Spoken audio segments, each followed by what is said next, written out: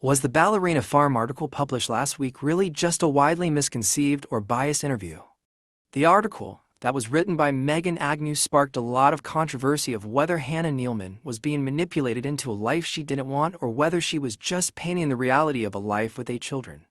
In the original interview, Megan described how Hannah and her husband quickly got married and began a family, and also mentioned her husband didn't want a nanny in their household, so Hannah was left to raise the children and do everything herself. Hannah talked about how truly exhausting it can be and how sometimes she becomes so physically exhausted that she's stuck in her bed for days at a time.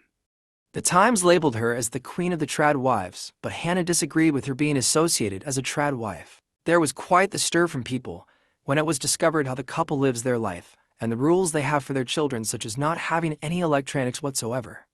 The article also went into depth how it appeared that Hannah didn't have much say in what was going on and how her husband would often butt in and talk over her. But after the Times revisited this story because of the controversy it caused, Hannah Neeleman may be happier than it appears. She talked about how happy it made her to grow her own food and cook and provide meals for her family, and said, quote, "I feel like there's so much joy in making a beautiful meal for your family. It's very satisfying, especially when you have had some part in growing or sourcing the food that you have a connection to," end quote. She also mentioned how other women feel terrified about living a traditional home life with the husband working and the wife taking care of the house and children, but this is something she truly enjoys and embraces. Hannah ended by saying, quote, "Anything requires sacrifice," end quote.